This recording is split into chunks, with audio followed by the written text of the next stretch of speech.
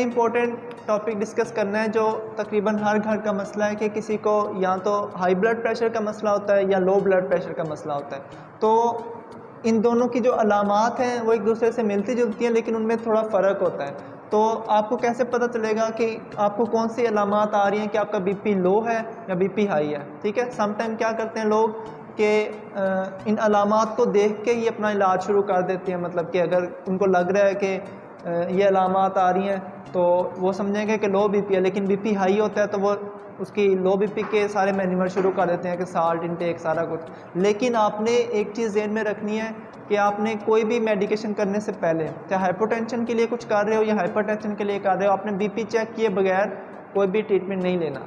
लेकिन ये कुछ जनरल सिम्टम्स हैं जो स्पेसिफिक हाइपोटेंशन के साथ, लो बीपी के साथ जुड़ी होती हैं, और ये कुछ स्पेसिफिक हैं जो हाइपरटेंशन हाई बीपी के साथ जुड़ी होती हैं।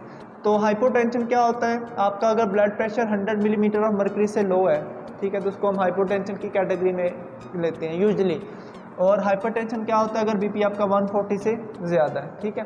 तो जो हाइपोटेंशन होगी उसकी क्या सिम्टम्स होगी, क्या अलामात आएंगी? उनमें डिजीनेस है, सर चकराना, ठीक है, फेंटिंग, सिनकोपिस को बोलते हैं कि मरीज़ बेहोश भी हो सकता है, ठीक है। आपने अक्सर देखा होगा कि कुछ लोग ऐसे ही चलते चलते गिर जाते हैं, ठीक है, तो जब उनको इन्वेस्टिगेट किया जाता है तो उनका बीपी लो होता है, उसको सिनकोपी बोलते हैं, ठीक।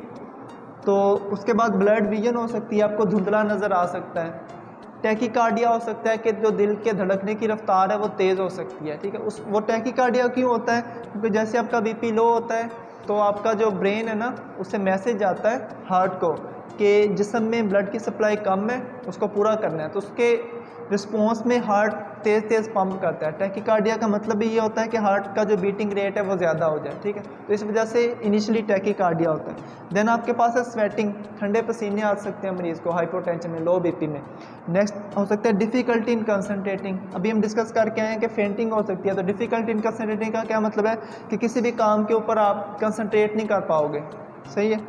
देन होती है पेल स्किन, क्योंकि जैसे बीपी लो होगा तो जो ऑक्सीजन की सप्लाई होगी वो कंप्रोमाइज़ होगी ना डिफरेंट टिश्यूज़ तक, उसकी वजह से क्या होगा, आपकी जो जिल्द का रंग है वो पेल हो सकता है, जर्द हो सकता है। तो ये वो वाली अलामात हैं जो हाइपोटेंशन के साथ, लो बीपी के साथ एसोसिएटेड हो सकती हैं। हाइपरटेंशन के साथ कुछ अलामात स्पेसिफिक होती हैं, टिपिकल होती हैं। उनमें से कौन कौन सी हैं? सबसे पहले हेडेक, सर दर्द, ठीक है। विजन प्रॉब्लम्स हो सकते हैं, वो जैसे हमने कहा है कि कुछ लोग, देखो ये टिपिकल कंप्लेंट्स होती हैं लोगों के साथ एसोसिएटेड। मरीज़ कह रहा होता है कि मुझे दो चीज़ें नज़र आ रही हैं, ठीक है, उसमें ब्लड विजन था, धुंधला था, ठीक है, इसमें इसकी टिपिकल होंगी।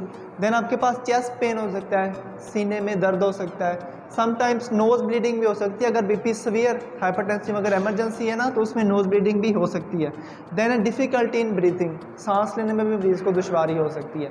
तो ये वो वाली अलामात थी जो टिपिकल हाई ब्लड प्रेशर के साथ, टिपिकल हाइपरटेंशन के साथ एसोसिएटेड होती हैं। क्लियर हो गया? तो लेकिन आपने अगर घर में बीपी चेक किए बगैर कोई भी मेडिसिन या इन अलामात को देख के आपने नहीं देखना। ये टिपिकल होती हैं, एसोसिएटेड हैं कि हाइपोटेंशन के साथ नहीं, हाइपरटेंशन के साथ है, लेकिन आपने बीपी चेक किए बगैर कोई भी मेडिसिन नहीं लेनी या कोई भी आपने मैन्यूवर इख्तियार नहीं करना। क्लियर?